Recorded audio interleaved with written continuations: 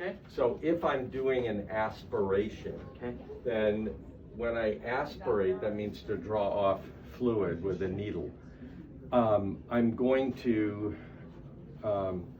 usually want to numb up the area before I put the needle in. So the needle you're going to aspirate with is usually a bigger needle, and unless the area is numb, you want to numb that little area with a smaller needle and some lidocaine so that the patient doesn't feel the bigger needle.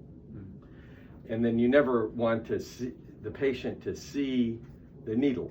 You know, the N word for us is needle. You don't want people to hear the word needle, and you don't want people to see the needle.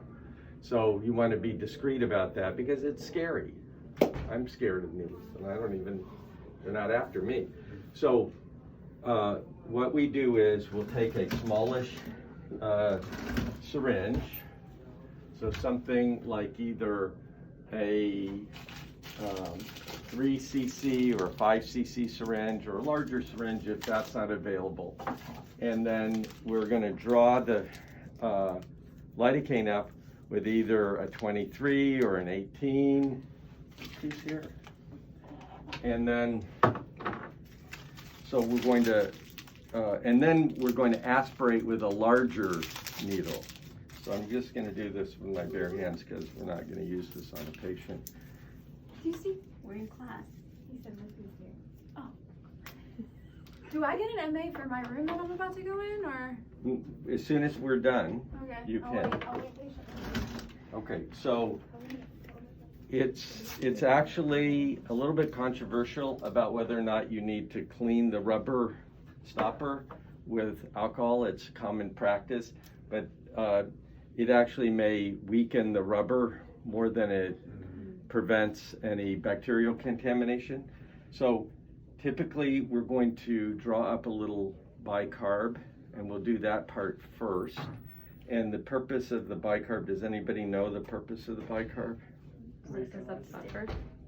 Right, it neutralizes the acidic lidocaine. The lidocaine is supplied with an acidic pH so that it acts as a bacteriostatic. It prevents the bacteria from growing. So it doesn't really matter how much of the buffer, so usually like half a cc or less, because you don't need much OH to neutralize the H's in the acid. And then we'll draw up a little lidocaine. So in order to raise a wheal, does anybody know how to spell wheal that I'm talking about? W-H-E-A-L, not a W-H-E-E-L. Wheal is that little bump that you get from a bee sting, or you get from injecting into the dermis, and you get a little bump. That's called a wheal. And that's what we're doing because we want to numb up the skin, and we want to numb it up rapidly, so within a minute or two I can put a needle through it and it doesn't hurt the patient. So now I've drawn up the lidocaine, 1 or 2 cc's of lidocaine, a little less bicarb, and then I'm going to put on either a 27 or a 30 gauge needle that I can give the patient, administer the little bit of lidocaine for the in the skin so that I can penetrate the skin with the larger needle. Okay, so if you give me that, or even 27, I can distract the patient a little bit, raise a little wheal before they know it, and then the whole experience doesn't hurt. If they see that, it will scare them, and they will experience a lot more discomfort.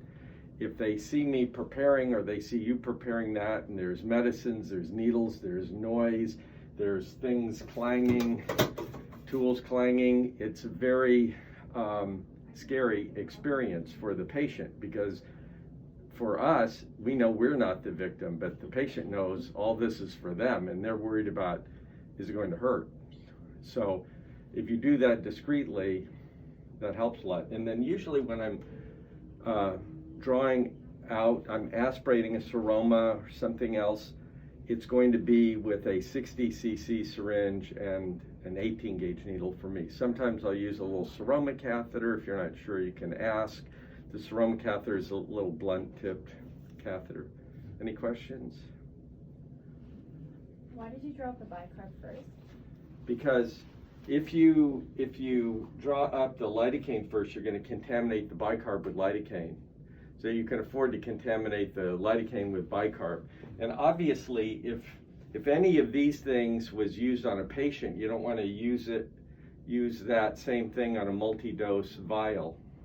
Generally, we're moving away from multi-dose vials, but while we're using multi-dose vials, you want to be very aware, even if you didn't inject or draw anything, if any of this part was used on a sterile field where the patient's bodily fluids, blood, whatever, has already been exposed, you don't want to contaminate, a multi-dose vial with that.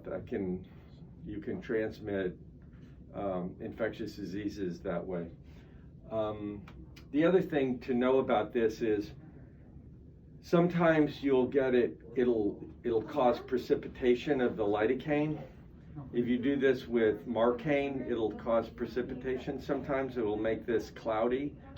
It doesn't hurt anybody, it just causes a little more pain on injection. But if it turns cloudy, usually I'll start over. But that's because it's caused a precipitation of the lidocaine, and so what you have there is not a solution. Do you know what you get if it causes precipitation of the material that was in solution, and now it's out of solution and it's cloudy? What's that called? An emulsion. You know the word emulsion. So an emulsion is solids suspended in fluid, but it's not really dissolved. To be dissolved, what does it have to do? Asla, you're the medical school admittee genius. Yeah. To be in solution, what do you have to do? You have to, the material, that molecule, if it's suspended, it's just sitting there suspended in the water, or if it's aqueous or alcohol, whatever. But if it's in solution, it disappears completely. Yeah. What's the difference? Well, when it dissolves, you have, it's an aqueous solution that we're talking about? Doesn't matter. If it's in solution, the two parts of the molecule, if it can be dissolved, there's a plus part and a minus part. It ionizes, it separates, like sodium and chloride separate in water, it ionizes and they're in solution. And then when they precipitate, they get back together and you get solid salt again. So that's the difference between something in solution and not in solution, whether it's water or alcohol or something.